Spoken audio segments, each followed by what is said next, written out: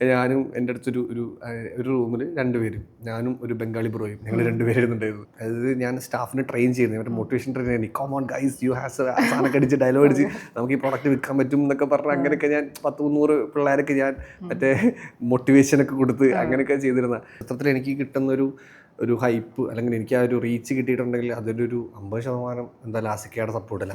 Combination ചെയ്യുമ്പോൾ ഡയലോഗുകൾ ചാക്കോച്ചനായിട്ടാണ് കൂടുതലുള്ളത്. അപ്പം ഞാനിങ്ങനെ ഞാൻ പറഞ്ഞു ചാക്കോച്ചൻ സാരമില്ല സെറ്റല്ല കുഴപ്പമില്ല. അപ്പം ഞാൻ വീണ്ടും ഡയലോഗ് പറയും, അത് തെറ്റും.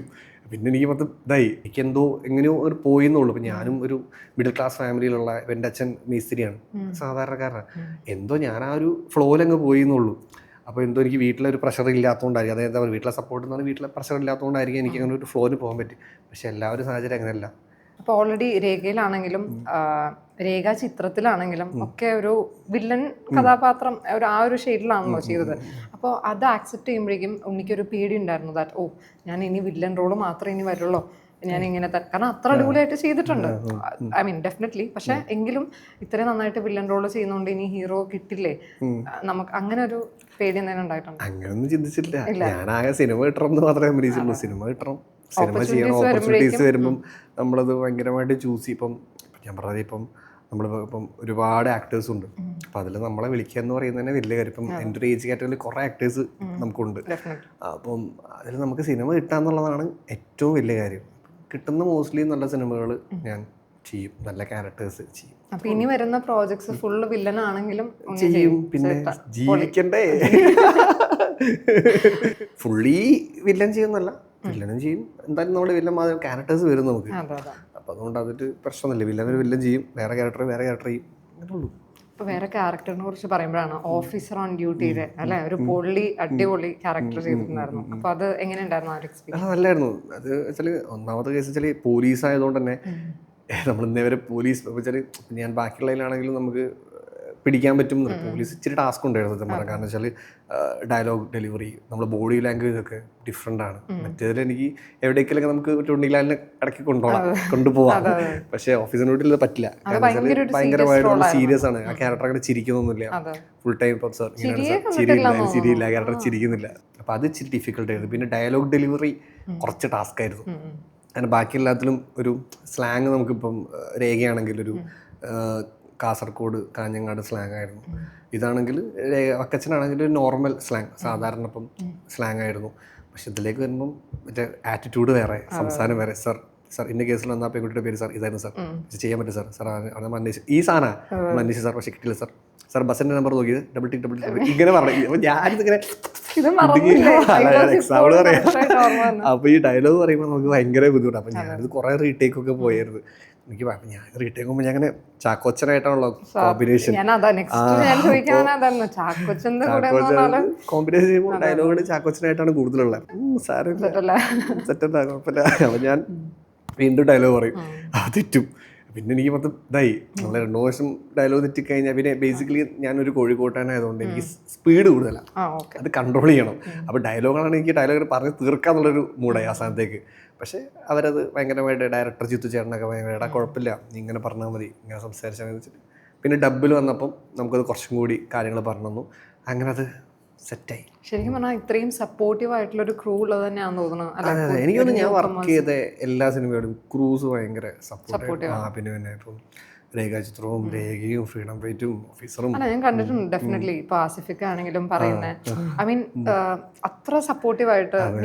ശരിക്കും പറഞ്ഞാൽ I'm not saying that ഒരു പുതിയൊരു ആക്ടർ വരുമ്പോഴേക്കും ത്രെട്ടായിട്ട് കാണാം, അങ്ങനെയൊന്നും രീതിയിലല്ല. പക്ഷെ എങ്കിലും ഇത്രയും ഓപ്പൺ ആയിട്ട് സപ്പോർട്ട് ചെയ്ത് സംസാരിക്കാന്നാണല്ലേ, അതൊരു വലിയൊരു അച്ചീവ്മെന്റ്. പിന്നെ ഉറപ്പായിട്ട്, കാരണം രേഖാചിത്രത്തിൽ എനിക്ക് കിട്ടുന്നൊരു ഹൈപ്പ് അല്ലെങ്കിൽ എനിക്ക് ആ ഒരു റീച്ച് കിട്ടിയിട്ടുണ്ടെങ്കിൽ അതിൻ്റെ ഒരു 50% എന്തായാലും ആസിക്കയുടെ സപ്പോർട്ടില്ല.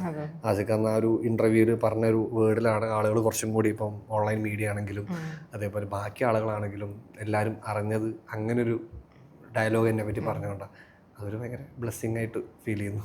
അപ്പോൾ അതുപോലെ ബ്ലെസ്സിങ് ആയിട്ട് ഫീൽ ചെയ്ത് വേറെ എന്തെങ്കിലും മൊമെന്റ് ഉണ്ടായിട്ട്? എല്ലാം ബ്ലെസ്സിങ് ആയിട്ട് ഞാൻ കാണുന്ന ഒരാളാണ്, എല്ലാ കാര്യങ്ങളും. ഇപ്പം ഈ പറഞ്ഞ മാതിരി ഒരു ക്യാരക്ടർ വർക്കായിട്ട് ആളുകളൊന്ന് സംസാരിക്കുന്നത്, പിന്നെ അതേപോലെ തന്നെ ഇപ്പം ഞാൻ ആലോചിക്കാറുണ്ട്. ഇപ്പോൾ ഞാൻ എൻ്റെ എക്സാമ്പിൾ പറയാം. ഇപ്പം ഞാൻ സിനിമയിൽ അഭിനയിക്കുമ്പം നമ്മൾ ചെറുപ്പത്തിൽ ഇപ്പം ഞാൻ ഒരു കോളേജിൽ പഠിക്കുമ്പോൾ ഞാൻ ജൂനിയർ ആർട്ടിസ്റ്റ് ആയിട്ട് പോയിട്ട് ഉള്ള സിനിമകളുണ്ട്. ഇപ്പോൾ സെവൻസ് പടത്തിലൊക്കെ ഞാൻ പോയിട്ടുണ്ട്. അതെ അതെ ആ ഞാൻ ആ കേട്ടിട്ടുണ്ടായിരുന്നു പോയിട്ടുണ്ട്. അതൊക്കെ. അപ്പം ഞാൻ ഈ പോയ സമയത്തൊക്കെ നമ്മൾ വിചാരിക്കുന്നില്ലല്ലോ, അതെ. അന്ന് നമ്മളോട് ഫോട്ടോ എടുത്ത ആൾക്കാരോട് നമ്മൾ കാറിലിരുന്ന് ബർഗർ കഴിക്കുന്നു ഞാൻ വിചാരിക്കുന്നില്ലല്ലോ. അപ്പം ഞാനൊരു അല്ല ഈ അമർ അക്ബർ അന്തോണിയില് ആസിഫിക്കയുടെ ആസിക്കയുടെ സൈഡിൽ ഞാനുണ്ട്. അപ്പൊ ശരിക്കും ആസിഫിക്ക അത് റിയലൈസ് ചെയ്ത് ഐ മീൻ ഇല്ലില്ല, ഓർക്കണുണ്ടോ? ഇല്ല. ആസിക്കോ ആർക്കും മനസ്സിലാവില്ല. ഞാൻ സൈഡിലൊക്കെ നിൽക്കുന്നല്ലാതെ.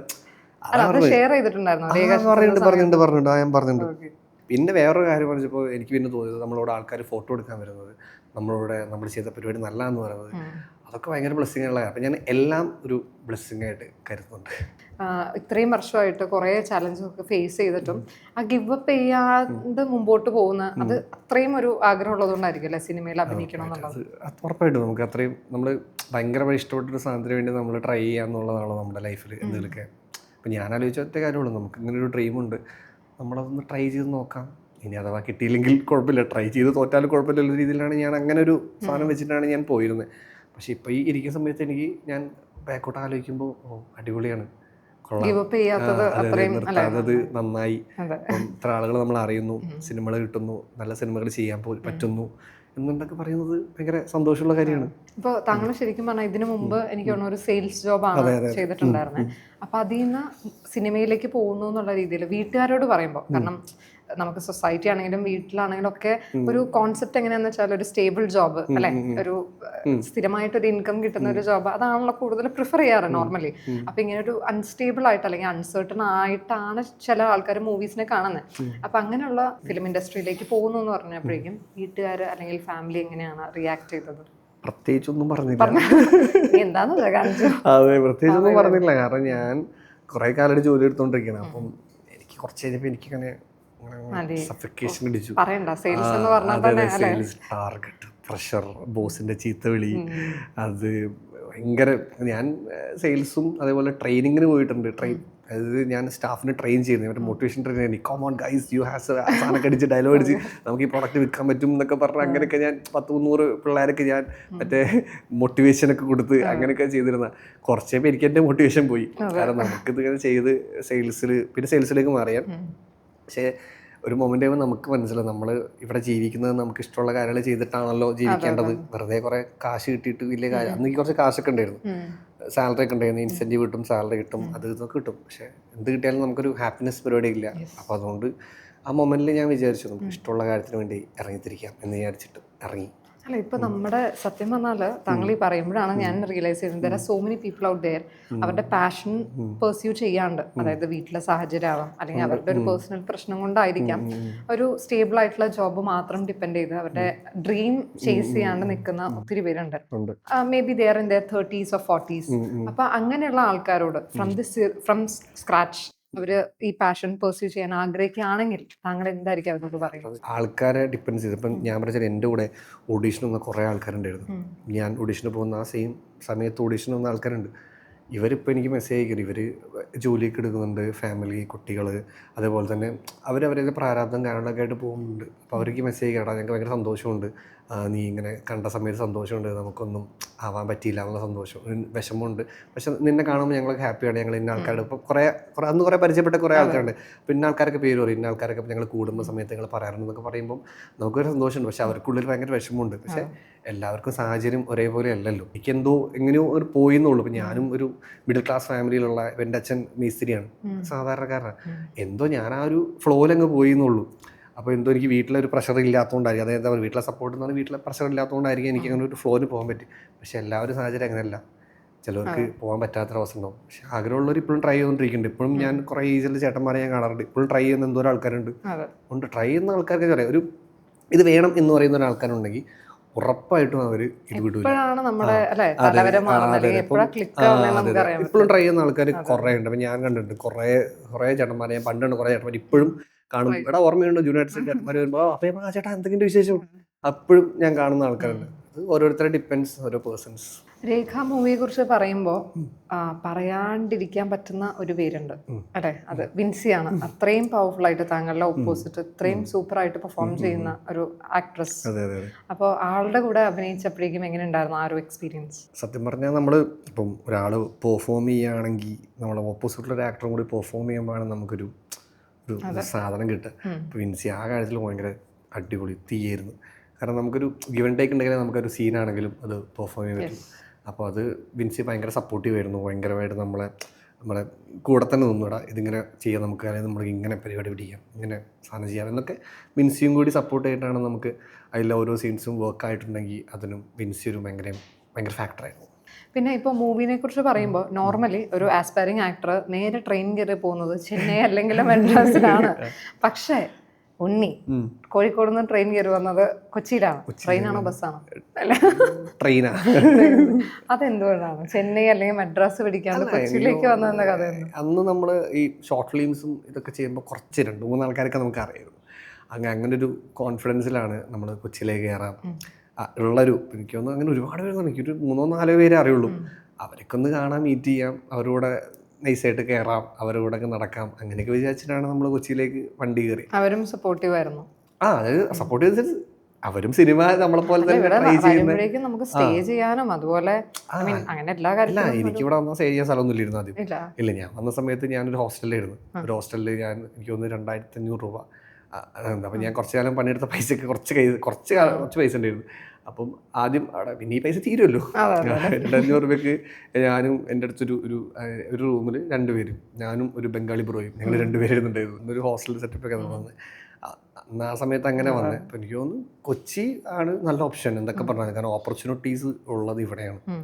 എന്തൊക്കെ പറഞ്ഞാൽ ഇവിടെ വന്നാലേ ഇപ്പം കുറച്ചും കൂടി ഭയങ്കര ഓപ്പർച്യൂണിറ്റീസ് ഇവിടെ വരാതെ നമുക്ക്. അപ്പം ഞാൻ കോഴിക്കോട് ഒരു വർഷം നിന്ന് ട്രൈ ചെയ്തായിരുന്നു, പക്ഷെ അത് വർക്കായില്ല. അപ്പം ഞാൻ കൊച്ചിയിൽ വന്നപ്പോൾ എന്തായി, കുറച്ചും കൂടി ആളുകളെ കാണാൻ തുടങ്ങി. അപ്പോൾ നമ്മൾ ചാൻസ് ചോദിക്കാൻ തുടങ്ങി, മീറ്റ് ചെയ്യാൻ തുടങ്ങി.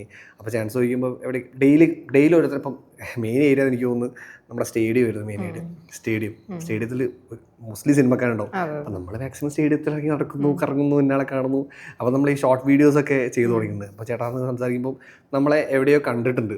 അപ്പോൾ ഓക്കെ വീഡിയോ, ചേട്ടാ വീഡിയോ ചെയ്യുന്നത്, ഓക്കെ. അപ്പോൾ നമ്മൾ ചേട്ടാ പഠിച്ചു. അപ്പം പിന്നെ നമ്മളിങ്ങനെ അങ്ങനെ നമ്മൾ ഗ്രാജുവലി ഓരോരുത്തർ മീറ്റ് ചെയ്ത് പിന്നെ നമ്മൾ വലിയൊരു സർക്കിൾ, കുറേ ആൾക്കാർ ബന്ധമായി. അങ്ങനെയാണ് നെറ്റ്വർക്കിംഗ് തന്നെയാണോ എനിക്ക് തോന്നുന്നു മെയിൻ അല്ലേ? 100% നെറ്റ്വർക്കിംഗ്. നമ്മൾ കൂടുതൽ ആളുകൾ നമ്മൾ ചൂസ് ചെയ്യുന്നതാണെങ്കിലും മീറ്റ് ചെയ്യുക, സംസാരിക്കുക, കാണുക, ഇതിലൊക്കെ തന്നെയാണ് നമ്മളെ സിനിമ സംഭവിക്കുന്നത്. ഒരാളെങ്കിലും നമ്മളെ സപ്പോർട്ട് ചെയ്യും. അതെ. പക്ഷെ ഡെഫിനറ്റ്ലി ഉണ്ണിയുടെ ലൈഫിൽ സക്സസിനൊപ്പം തന്നെ കുറെ ഫെയിലിയേഴ്സ് ഉണ്ടായിട്ടുണ്ട്. അപ്പൊ അങ്ങനെ മൈൻഡിനെ വിഷമിപ്പിക്കുന്ന രീതിയിൽ, എന്നാൽ ആ ഒരു ഫെയിലിയർ കൊണ്ട് എന്തെങ്കിലും നല്ലൊരു കാര്യം പഠിക്കാൻ പറ്റി, അങ്ങനെ രീതിയിലുള്ള. കാരണം we say that failure is the stepping stone of success എന്ന രീതിയിൽ. അപ്പൊ അങ്ങനെ എന്തെങ്കിലും. സത്യം പറഞ്ഞാൽ ഫെയിലിയർ കൊണ്ട് ഞാൻ നല്ലതൊന്നും പഠിച്ചിട്ടില്ല. ഫെയിലിയർ കൊണ്ട് ഞാനൊന്നും പഠിച്ചിട്ടില്ല. പക്ഷെ ഒരു കാര്യം ഞാൻ പഠിച്ചു, ഫെയിലിയർ വന്നാൽ നമുക്ക് അത് കഴിഞ്ഞിട്ട് നമുക്കൊരു പോസിറ്റീവായിട്ടൊരു കാര്യം നടക്കും. സോ നമ്മൾ ഗിവ് അപ്പ് ചെയ്യാതിരിക്കുക എന്നുള്ളത് മാത്രമേ ഉള്ളൂ. നമ്മൾ ആ ഫെയിലറായി നമ്മൾ ആ ഫെയിലറിൽ ഇരുന്ന് കഴിഞ്ഞാൽ നമ്മൾ ഭയങ്കരമായിട്ട് അങ്ങനെ ഇരുന്ന് പോകരുത്. നമ്മൾ ഇരുന്ന് പോയി കഴിഞ്ഞാൽ നമ്മൾ ഇരുന്ന് പോകും. ഇപ്പം ഞാൻ പല സിറ്റുവേഷനിലും ഞാൻ ആലോചിച്ചിട്ടുണ്ട്. ഇപ്പം എനിക്ക് കുറേ EMIs ഉണ്ട്, കുറേ ലോണ് EMI പരിപാടിയൊക്കെ ഉണ്ട്. അത് മേടിച്ചതൊക്കെ ഉണ്ട്. വീടിൻ്റെ ലോണുണ്ട്, മറ്റേ ബാങ്കിലെ ലോണുണ്ട്. പക്ഷേ ഇതൊക്കെ അടഞ്ഞു പോകുന്നുണ്ട്. ഒരു മോനിൽ ഇതൊക്കെ ഞാൻ അടച്ചു പോകുന്നുണ്ട്. ഇപ്പം ഇത്രയും കാലമായിട്ട് ഞാൻ അടച്ചു പോകുന്നുണ്ട്. അപ്പം ഇത് ഞാൻ എവിടെയും ഫെയിൽ ആവാതുകൊണ്ടാണ്. ഫെയിലർ കിട്ടുമ്പോൾ ഞാൻ അടുത്ത പരിപാടി പിടിക്കാം, പോസിറ്റീവായിട്ട് മുമ്പോട്ട് പോകാം എന്ന രീതിയിൽ നമ്മൾ കിട്ടുമ്പോൾ നമ്മൾ പോസിറ്റീവായിട്ട് തിങ്ക് ചെയ്യാം. ഇത് പോയി, അടുത്ത് പിടിക്കാം, അടുത്തേക്ക് പോവാം. ഇപ്പം ഈ പറഞ്ഞ ആരവം ബ്രേക്ക് ആയപ്പോൾ ഞാൻ വിചാരിച്ചു, അയ്യോ തകർന്നു, എല്ലാം പോയി, ഇത്രയും വലിയ പടം, ഇത്രയും വലിയ ക്യാരക്ടർ, എൻ്റെ ലൈഫ് ഭയങ്കരമായിട്ട് ചേഞ്ച് ചെയ്യാൻ പോകുന്ന ക്യാരക്ടർ എന്ന് വിചാരിച്ചെന്നാൽ. പക്ഷേ അത് പോയി. പിന്നെ കുറേ കാലം ഞാൻ നടന്ന അവസാനമാണ് എനിക്ക് ഫ്രീഡം ഫൈറ്റ് ഇടുന്നത്.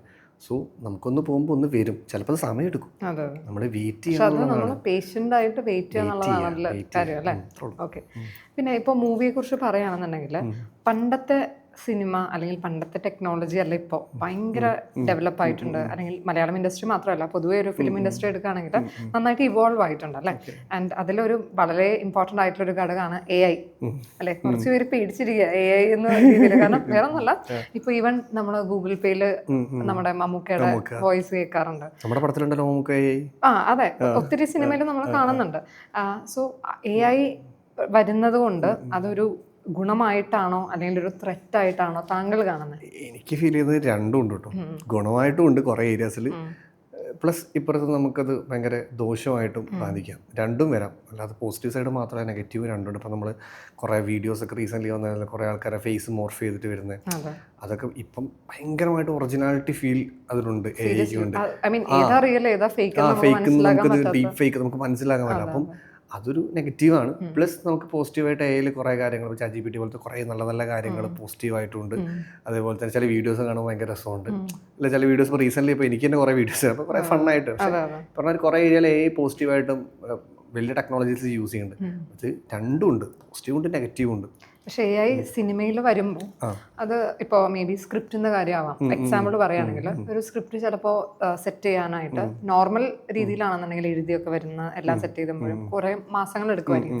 പക്ഷേ AI ഇപ്പോൾ ChatGPT അല്ലെങ്കിൽ അങ്ങനെ എന്തെങ്കിലും യൂസ് ചെയ്യുമ്പോഴേക്കും മേ ബി 1 ഡേക്കുള്ളിൽ തന്നെ may be we can create A script. അപ്പം അങ്ങനെ ചെയ്യുമ്പോൾ ഒന്നാമത്തെ കാര്യം ഒത്തിരി പേരുടെ ജോബാണ് അവിടെ നഷ്ടപ്പെടുന്നത്.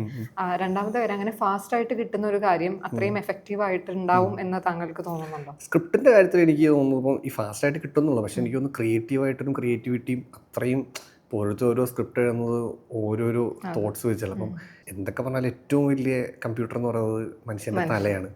അതിൻ്റെ അപ്പുറത്തേക്ക് ഒരു AI ഇല്ല. സ്ക്രിപ്റ്റിൻ്റെ കാര്യത്തിൽ എനിക്ക് തോന്നുന്നു അതൊരു മനുഷ്യന്മാരെ തലയിൽ കിട്ടുന്ന അത്ര ഒരു AI കൊണ്ട് ചെയ്യാൻ പറ്റുമെന്ന് എനിക്ക് തോന്നുന്നില്ല കേട്ടോ. ഇപ്പം ഇത് നാളെ മാറാം, പക്ഷേ ഇപ്പം എനിക്ക് തോന്നുന്നത് ഒരു സ്ക്രിപ്റ്റ് ഇപ്പം ഞാനൊരു സിനിമക്കാരനായതുകൊണ്ട് ഞാൻ വായിക്കുന്ന സ്ക്രിപ്റ്റുകളും അല്ലെങ്കിൽ കഥകളാണെങ്കിലും ഒരാളെ എഴുതുന്നതിൻ്റെ ഒരു റൈറ്റിംഗ് അല്ലെങ്കിൽ അയാളെ തോട്ട്സുകൾ അത് ഡിഫറെൻ്റ് ആയിരിക്കും. അത് കുറച്ച് ചില സിനിമകൾ നമ്മൾ കണ്ടില്ലേ, ഇപ്പം രേഖാചിത്രം എക്സാമ്പിൾ, എൻ്റെ ആ സിനിമ എങ്ങനെയാ പോയതെന്ന് അറിയില്ല, എന്തോരം കണക്ഷൻസാ, എന്തോരം എവിടെയെങ്കിലും എനിക്ക് ഓർമ്മ പോലും. കാരണം നമ്മൾ ഒരു പ്രാവശ്യം മൂവി കണ്ടിട്ടുണ്ടെങ്കിലും ഒന്നും കൂടി കണ്ടാലേ അത് കിട്ടുള്ളൂ. അപ്പോൾ അങ്ങനെ കണക്ഷൻ വേണമെന്നുണ്ടെങ്കിൽ അത് ഒരാളെ തലയിൽ തന്നെ വന്നാലേ അത് അങ്ങനെ കണക്ട് ചെയ്ത് അപ്പം അതിൻ്റെ ഡയറക്ടറെ മേക്ക് ചെയ്തു ജോഫിൻ. അപ്പം അതങ്ങനെ വന്നാൽ മാത്രമേ അത് കിട്ടുള്ളൂ. അപ്പോൾ അത് എന്നെ കൊണ്ട് ഞാൻ പറയേ ഫാസ്റ്റസ്റ്റ് ആയിരിക്കും. ചില പരിപാടികൾ നല്ല പരിപാടി കിട്ടും, പക്ഷേ എല്ലാം റൈറ്ററിന് ഞാൻ സ്ക്രിപ്റ്റിൻ്റെ കാര്യം മാത്രം അവിടെ പറഞ്ഞത്. സ്ക്രിപ്റ്റിൻ്റെ കാര്യത്തിൽ അങ്ങനെ ഒരു 100% എനിക്ക് തോന്നുന്നില്ല. ഭാവിയിൽ വരാതിരിക്കാം, ഇപ്പം ഒന്നും പറയാൻ പറ്റില്ല. വരാതിരിക്കുക, എന്ത് സംഭവിക്കാം. അപ്പം നിയർ ഫ്യൂച്ചറിൽ നമുക്ക് കംപ്ലീറ്റ്ലി AI മൂവി വരുമെന്ന് പ്രതീക്ഷിക്കുന്നുണ്ടോ? കംപ്ലീറ്റ്ലി AI എന്ന് പറഞ്ഞാൽ ആക്ടർ, ടെക്നീഷ്യൻ, എവറിത്തിങ് എല്ലാം AI ബേസ്ഡ് ആയിട്ട് ചെയ്യുന്ന ഒരു മൂവി അടുത്തെങ്ങാനും വരുമെന്ന് താങ്കൾ പ്രതീക്ഷിക്കുന്നുണ്ടോ? പ്രതീക്ഷിക്കുന്നുണ്ട്, ഉണ്ട്. കാരണം റീസെൻ്റ്ലി ഇപ്പോൾ ഞാൻ പറയാം, ഇപ്പം എൻ്റെ ഒരു കൂട്ടുകാരൻ ഗോകുൽ എന്ന പേരുള്ള, നിങ്ങളൊക്കെ കണ്ടിട്ടുണ്ടോ, ഒരു ഡിനോസർ വേൾഡ് എന്ന് പറഞ്ഞൊരു ഡിനോസർ ലോകം എന്ന് പറഞ്ഞൊരു ആഡ് ചെയ്തിട്ട്, ആഡല്ല ഒരു സംഭവം ചെയ്തിട്ടുണ്ട്, ഭയങ്കര വൈറലായിരുന്നു. അത് കംപ്ലീറ്റ്ലി AI ആണ്, ഫുൾ AI ആണ് ചെയ്തേക്കണ പരിപാടി. അപ്പോൾ അതേപോലെ അതെനിക്ക് തോന്നുന്നു 1 മിനിറ്റോ 1.5 മിനിറ്റ് 2 മിനിറ്റോ ആയിട്ടാണുള്ളത്, പക്ഷെ ഭയങ്കര ആഡ്. അപ്പം റീസെൻ്റ്ലി വേറൊരു ആഡ് കൂടി അവൻ ചെയ്തു, അതും AI ആയിട്ടാണ് ചെയ്തേക്കണേ. സിനിമ അങ്ങനെ ഒരു മൂവി വരുവാണെന്നുണ്ടെങ്കിൽ നിങ്ങളുടെ പണി പോകുന്നൊരു പേടി ഇപ്പൊ ഉണ്ടാവും. പണി പോകുന്നുള്ള പേടിയുണ്ട്, പക്ഷെ എന്തെങ്കിലും ഓപ്ഷൻസ് ഉണ്ടാവും, സൊല്യൂഷൻ ഉണ്ടാവും എന്തെങ്കിലും. അല്ല, ഇപ്പൊ മെയിൻലി എനിക്ക് തോന്നുന്നു ഓരോ ആക്ടേഴ്സിന്റെ വോയിസും അല്ലെങ്കിൽ അവരുടെ ആ ഒരു അവതാർ അതിന്റെ ഒരു റൈറ്റ് കൊടുക്കുന്ന ഒരു അങ്ങനത്തെ കുറെ പരിപാടികൾ ഇപ്പൊ വന്നു തുടങ്ങിയിട്ടുണ്ട് അല്ലെ. അപ്പൊ അങ്ങനെയാണെങ്കിൽ ഇനി ഫ്യൂച്ചറിൽ AI മൂവി വരുമ്പോ ഉണ്ണിയുടെ ആ ഒരു അവതാറിന്റെ അവതാർ ആരെങ്കിലും മേടിക്കാനുള്ള സെറ്റപ്പിൽ ഞാൻ ആയിട്ടുണ്ടെങ്കിൽ ഞാൻ കൊടുക്കും. അത് ഞാൻ ഒന്നാമത് അങ്ങനെ ഇപ്പൊ ഈ സിനിമയിൽ എൻ്റെ അവതാർ വേണം എന്ന റേഞ്ചിൽ ആദ്യം ഞാൻ എത്തണം. എത്തിക്കഴിഞ്ഞാൽ അത് ഓക്കെ, അപ്പോൾ കൊടുക്കുകയാണെങ്കിൽ ഇപ്പം എന്താ പ്രശ്നമൊന്നുമില്ല. ആ സമയത്ത് ചിലപ്പോൾ അതാണ് ഞാൻ അങ്ങനെ ജീവിക്കാൻ പറ്റുള്ളൂ. അല്ലാതെ ഇപ്പം പുതിയ AI പടങ്ങൾ വന്നുകൊണ്ടിരിക്കുകയാണ്, ഇന്ന ആക്ടേഴ്സ് വേണമെന്ന് പറഞ്ഞാൽ വേറെ വഴിയില്ല. സാധാ പടം ഉണ്ടാവില്ലല്ലോ, അപ്പൊ AI പടം ആണെങ്കിൽ അതിന് കൊടുക്കുക, ജീവിക്കുക, അല്ലാതെ വേറെ വഴിയില്ലല്ലോ. നമ്മള് എന്താണെങ്കിലും ജീവിക്കാൻ അല്ലേ, അതെ, മുമ്പോട്ട് പോകാന്നുള്ളൂ. ഇപ്പം പറഞ്ഞാൽ ഇപ്പം ഈ സിനിമ മൊത്തം മാറി AI സിനിമ മാത്രമായി കഴിഞ്ഞാൽ ആ സമയത്ത് നമ്മൾ അങ്ങനെ ഒരു വേൾഡിൽ ചിന്തിക്കാൻ പറ്റുന്നുണ്ടോ അറിയില്ല. ഇപ്പം നമ്മൾ നിൽക്കുന്ന വേൾഡ് നമ്മൾ ചിന്തിച്ചിട്ടുണ്ടോ? വേൾഡ്സ് മാറും, എല്ലാം മാറും, കാലങ്ങൾ മാറിക്കൊണ്ടേയിരിക്കും. ഇപ്പം നമ്മൾ പഴയ പോലെ നമ്മൾ ഇപ്പം കളിക്കുന്നില്ല, ക്രിക്കറ്റ് കളിക്കുന്നില്ല, മഴ കളിക്കില്ലേ, ഇല്ല. ഇപ്പോഴത്തെ പിള്ളേർ ഇപ്പം അടുത്ത ജനറേഷൻ ചോദിക്കുകയാണ് എന്തായിരിക്കും, ഈ മൊബൈലായിരിക്കില്ല. അപ്പോൾ ഒരു മൊബൈൽ എന്നൊരു സാധനം പണ്ട് വരെ കണ്ട് ഓർമ്മയുണ്ട്, മറ്റേ ഇതൊക്കെ ഇത് മാറും, അത്രേ ഉള്ളൂ. അടുത്ത ജനറേഷനിലെ പിള്ളേർ ചോദിക്കുമ്പോൾ അവരൊരു മൊബൈൽ ഫോണില്ലേ, അപ്പോൾ അവരുടെ കയ്യിൽ വേറെ ഐറ്റം ആയിരിക്കും ഉണ്ടാകും. ഓരോ ജനറേഷനിൽ അപ്പോൾ അവർക്ക് ഇത് നൊസ്റ്റു ആയിരിക്കും. ഇപ്പോഴത്തെ 2K കിഡ്സിന് ഇത് നൊസ്റ്റു ആയിരിക്കും. അതങ്ങനെ മാറിക്കൊണ്ടിരിക്കും. ഇപ്പൊ മൂവിയിൽ ആക്ടിങ് മാത്രമല്ല, ഓൾറെഡി പറഞ്ഞ പോലെ there are so many departments അല്ലേ. അപ്പോൾ അങ്ങനെയാണെങ്കിൽ ഇപ്പോൾ കുറെ ആക്ടേഴ്സ് ഡയറക്ട് ചെയ്യുന്നു. ഇപ്പോൾ നമ്മുടെ ലാലേട്ടനാണെങ്കിലും ബാരോസ് ഡയറക്ട് ചെയ്തു, പിന്നെ പ്രൊഡ്യൂസ് ചെയ്യുന്ന കുറെ ആക്ടേഴ്സ് ഉണ്ട്, കഥ എഴുതുന്ന ആക്ടേഴ്സ് ഉണ്ട്. അപ്പോൾ ഉണ്ണിക്ക് ആക്ടിങ് അല്ലാണ്ട് വേറെ അങ്ങനെ എന്തെങ്കിലും താല്പര്യങ്ങളുണ്ടോ മൂവി റിലേറ്റഡ്? ഡയറക്ഷൻ ഓബിയസ്ലി താല്പര്യമുണ്ട്. അത് ഇപ്പോഴങ്ങനെ ഡയറക്റ്റ് ചെയ്യണം അങ്ങനത്തെ ഇതിൻ്റെ അതൊന്നുമില്ല.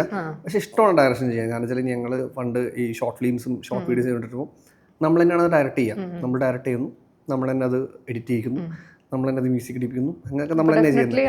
അപ്പം നമുക്ക് ആ ഒരു സംഭവം ഉള്ളതുകൊണ്ട് അതൊരു എക്സ്പീരിയൻസ് ഒന്നുമല്ല, പക്ഷേ നമുക്ക് അതിനോട് ഇഷ്ടമുണ്ട്. നമ്മൾ തന്നെ ചെയ്യിപ്പിച്ചു, നമ്മൾ തന്നെ അഭിനയിക്കുന്നുണ്ട്, വേറെ കാര്യം നമ്മൾ തന്നെ അഭിനയിക്കുന്നു. അപ്പോൾ അങ്ങനെ ഒരു ഇഷ്ടമുണ്ട്. സോ താല്പര്യമുള്ള കാര്യമാണ്. പിന്നെ അപ്കമിങ് പ്രോജക്ട്സ് എന്തൊക്കെയാണ്? ഇനി വരാനുള്ളത് മീശ എന്ന് പറഞ്ഞ പടം വരാനുണ്ട്, നമ്മുടെ വികൃതിയുടെ ഡയറക്ടർ പടം. അപ്പോൾ അതിലൊരു ക്യാരക്ടർ പരിപാടിയാണ് ചെയ്തിട്ടുണ്ട്, അത് ഇറങ്ങാനുണ്ട്. പിന്നെ വരാനുള്ളത് ഇന്നസെൻ്റ് എന്ന് പറഞ്ഞ പടമുണ്ട്, നമ്മുടെ അൽത്താഫ് അനാർക്കലി.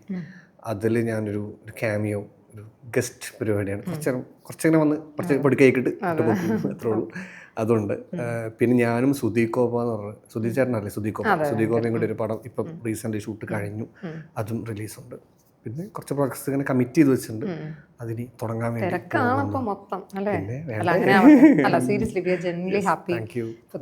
അപ്പോൾ ഒരു ലാസ്റ്റ് ഒരു ക്വസ്റ്റ്യൻ. ഓക്കെ, ഇപ്പോൾ കൊച്ചിയിലേക്ക് കുറേ ആഗ്രഹങ്ങളായിട്ട് വന്ന ആ ഒരു ഉണ്ണീനെ ഹൈപ്പോത്തറ്റിക്കലി പറയുകയാണെങ്കിൽ ഇപ്പൊ മീറ്റ് ചെയ്യുകയാണെങ്കിൽ ആളോട് എന്തായിരിക്കും ഉണ്ണി പറയാ? ഇപ്പൊ ഹാപ്പി ഫോർ യുടാ. Proud and happy. Thank you so much, Unni, for joining us, and all the very best for your future projects. Thank you. Okay.